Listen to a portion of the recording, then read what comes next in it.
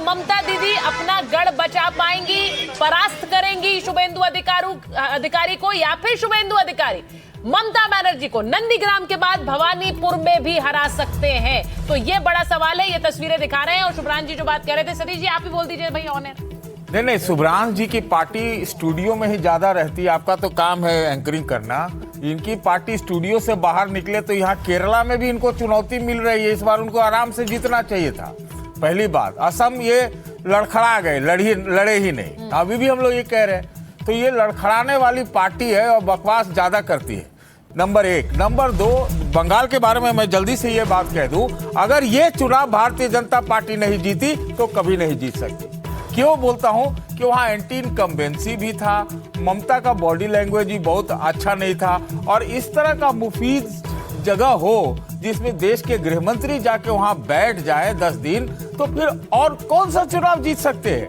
तो इसलिए अभी रिजल्ट आया है, नहीं कौन से आंकड़े आ रहे नहीं आ रहे। ये बहुत बड़ी बात सतीश जी कह रहे हैं, बीजेपी के लिए पश्चिम बंगाल नाउ और नेवर है, यानी कि अगर इस बार नहीं कर पाएगी तो नहीं कर पाएगी, क्योंकि पश्चिम बंगाल में जिस तरह का अखिलेश जी, हाँ प्लीज बोले। देखिए, बंगाल की तासीर ये रही है कि यहाँ पर लोग स्थायित्व के लिए वोट देते आए हैं।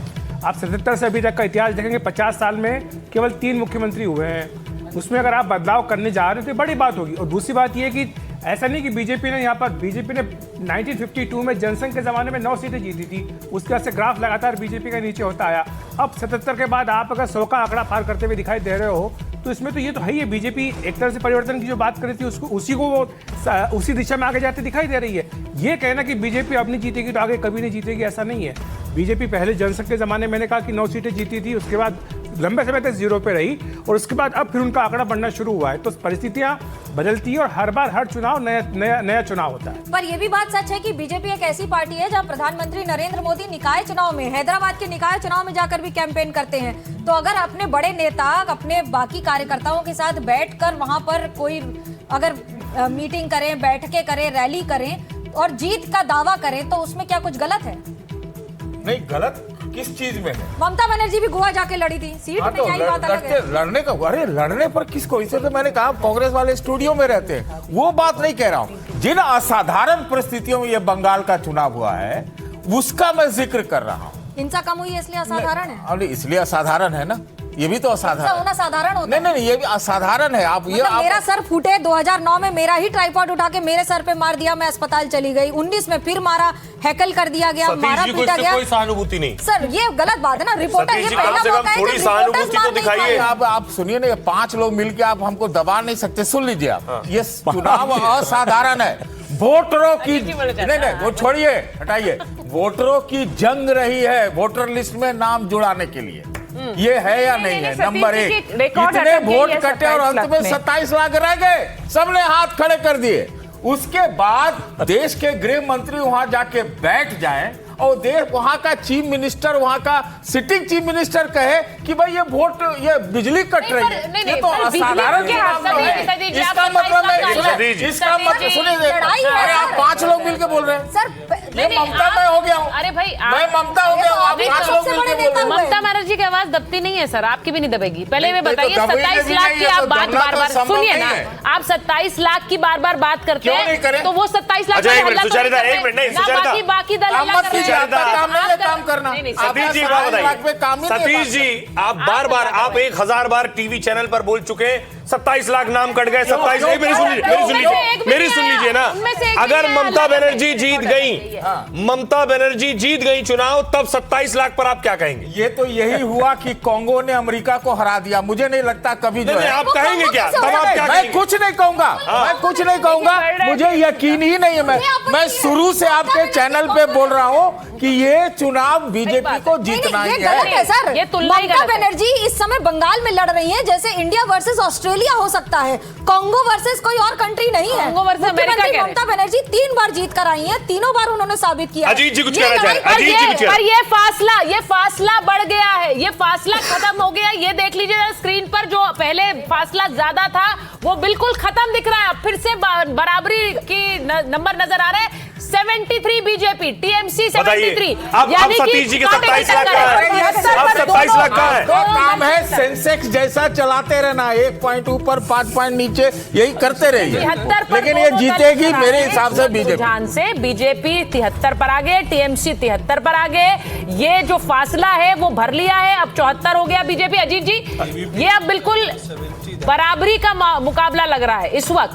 9 ही बजे, अजीत 9 जी बजे। आपका टर्न। अजीत जी, अजीत जी भी कह चुके भाजपा जीतेगी भाई, कई बार बसु से बोल रहे हैं। अजीत जी बोल रहे हैं। अजीत जी बोलना चाहे। अजीत जी अभी भी बहुत अर्ली ट्रेंड्स है, पर मेरे अनुसार ये पूरे डिबेट को बदला जाए। ये जो चुनाव है ना 2026 बंगाल में, इसको मैं कहता हूं क्रिटिकल इलेक्शन, जो कि 2011 में हुआ, 1977 में हुआ। जो डोमिनेंट पार्टी है ना, उसको इतना बड़ा चैलेंज मिला है कि वो डोमिनेंट पार्टी नहीं रहा। बाकी स्टेट्स में आप देखोगे तो आप देखिएगा कि एक पार्टी जीतती है, उसके बाद दूसरी पार्टी जीतती है। बंगाल का पूरा इलेक्शन ट्रेंड अलग है।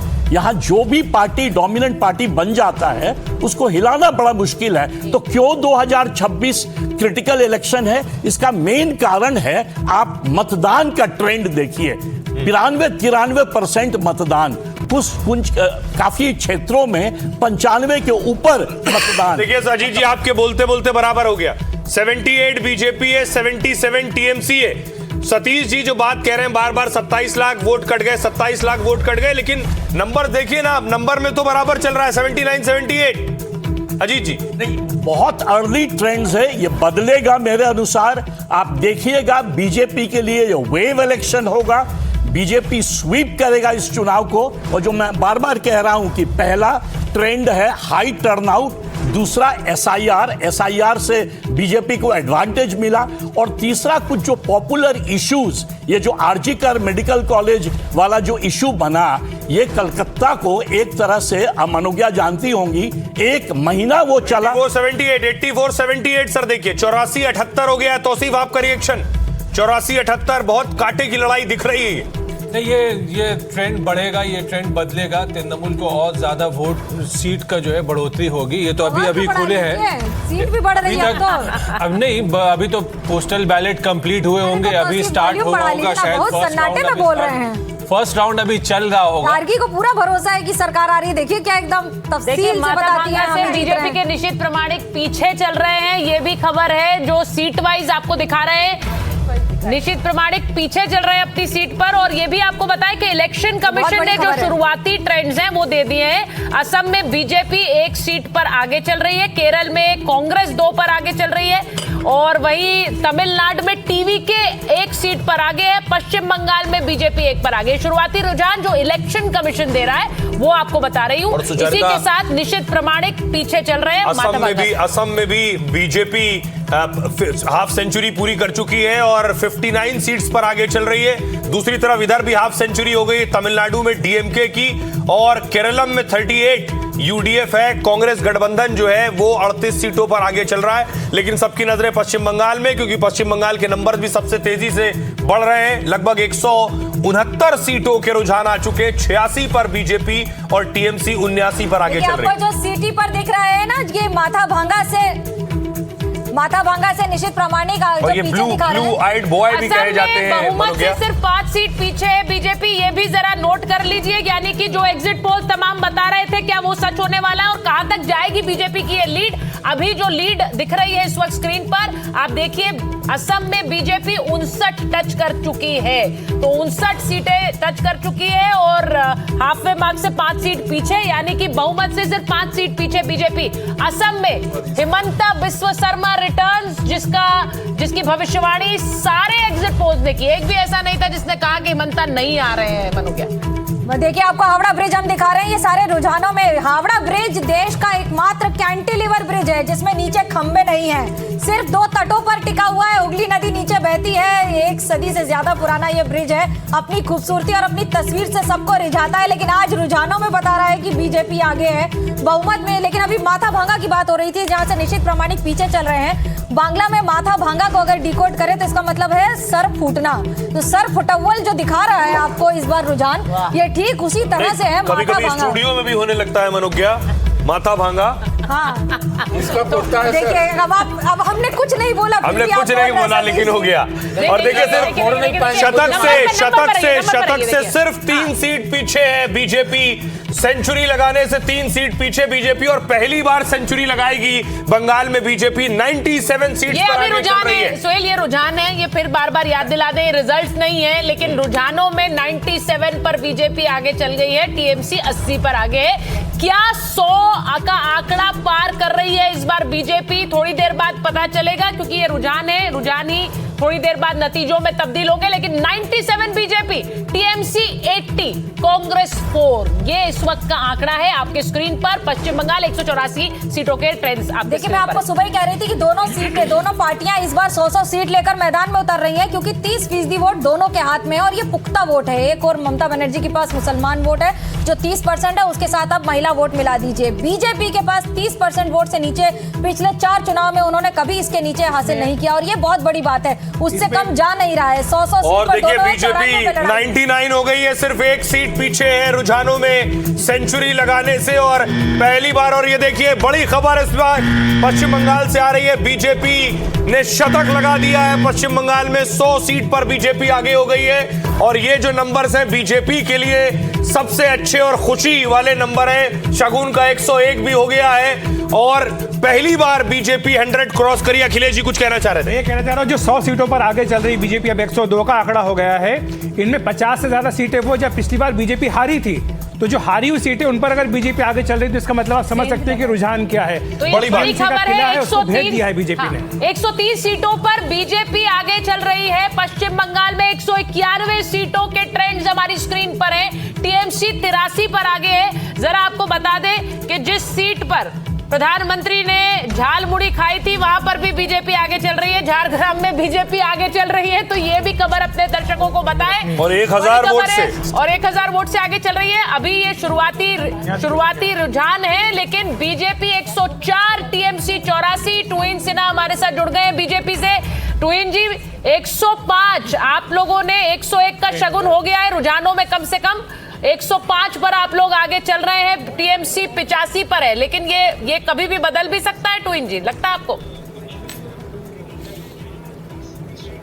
सुप्रभात, नमस्ते सबको। देखिए, ये ऐतिहासिक चुनाव है और अभी झालमुड़ी का झाल अभी तो असर करना शुरू ही नहीं हुआ है। तो मुझे लगता है 11 बजे तक रुकिए और 2 घंटे रुकिए। ये जो ट्रेंड है वो बदलेगा। 170 प्लस, कम से कम एक भव्य जीत की ओर जो है भाजपा अग्रसर है। भरोसे की जीत है। निश्चित रूप से जो भय का माहौल टीएमसी ने पूरे स्टेट में कायम किया था, उसको वोटर्स ने पूरी तरह से रिजेक्ट कर दिया है, खारिज कर दिया है। डायमंड हार्बर मॉडल जो अभिषेक बैनर्जी जिस पर गर्व करते थे, डायमंड हार्बर मॉडल जो कि पूरी तरह से रिगिंग पर आधारित था, धमकियां देने पर आधारित था, उसको वोटर्स ने रिजेक्ट किया है।